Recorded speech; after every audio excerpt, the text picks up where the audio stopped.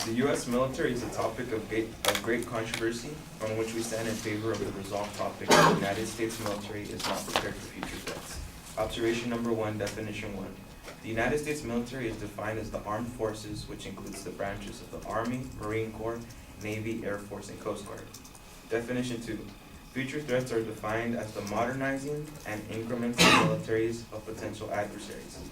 Definition 3. Corresponding to the military, readiness or preparedness is defined as the ability to reciprocate to an opposing growing military and exceed that opposing military in terms of personnel and equipment.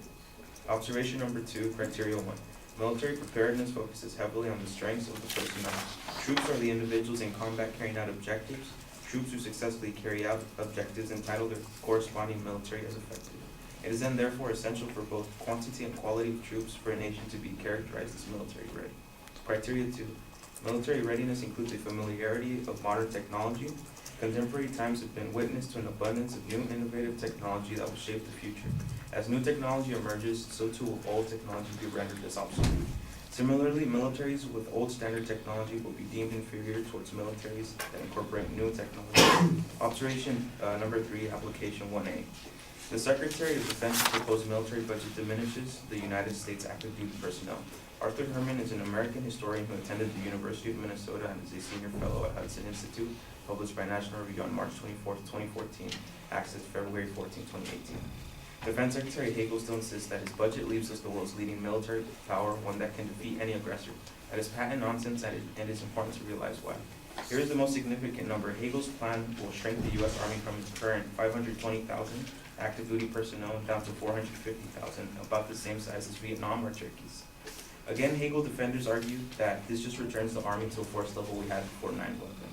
That actually should be a source of alarm, not reassurance, especially when Secretary Hagel himself admits he is diminishing our global readiness in a world that is growing more volatile, more unpredictable, and more threatening to the United States. Application 1B. An insufficient United States military budget precipitates unprepared troops for future wars. Richard Larner is a congressional and international investigations reporter for the Associated Press, published by the Canadian Press, September 15, 2016, accessed February 14, 2018. The four-star officers responsible for training and equipping the U.S. military delivered a stark warning to Congress on Thursday, telling lawmakers of a budget crisis that heightens the risk of sending unprepared troops into combat and increasing the number of American casualties in a conflict with a well-equipped enemy. General Mark Miley, Army Chief of Staff, said wars are often cost less than they end up costing, and they end up taking complicated turns that you never know. It's a dangerous thing. Application 2, the small unmanned aircraft system is a potentially dangerous piece of technology that poses a serious threat to the United States national security. Lieutenant Colonel Anthony Tingle is a strategic initiatives analyst at the U.S. Army Space and Missile Defense Command. Published by Joint Force Quarterly in 2017, accessed February 14, 2018. In January of 2015, a small unmanned aircraft system defied restricted airspace and landed initially undetected on the White House lawn.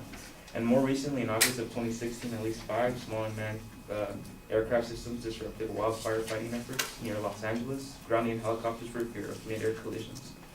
Likewise, small unmanned aircraft system altercations with law enforcement are increasing as the Federal Aviation Administration now receives over 100 adverse unmanned aircraft system reports per month. These examples emphasize the intrusive, undetectable, and potentially lethal nature of the emerging technology. Please vote in favor of the affirmative. I now stand ready for cross-examination.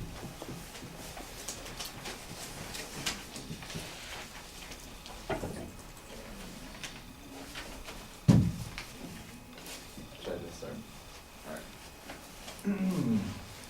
Alright, for criteria number 1, you talk about carrying out the objective as the military, but however, what objectives are these? Carrying out the objectives, in terms of personnel, it'd be troops fulfilling their duties, fulfilling the commands of their superior officers in accordance to the military.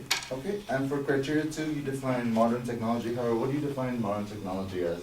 Are we talking nuclear missiles? Are we talking the drone examples, helicopters?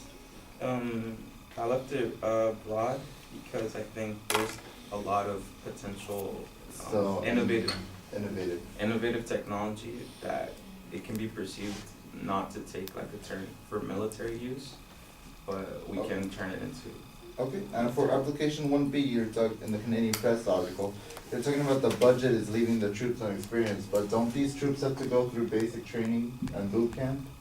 Yes, but boot camp isn't like in the quote that I gave, the general of the Army Chief of Staff. He kind of says that war often takes turns, unforeseen turns, and war can be unpredictable.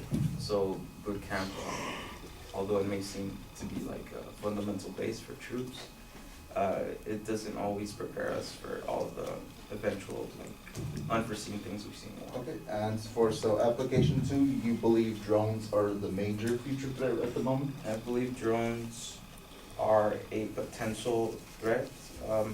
I understand they're small in comparison to some other things we might perceive to be dangerous. Time.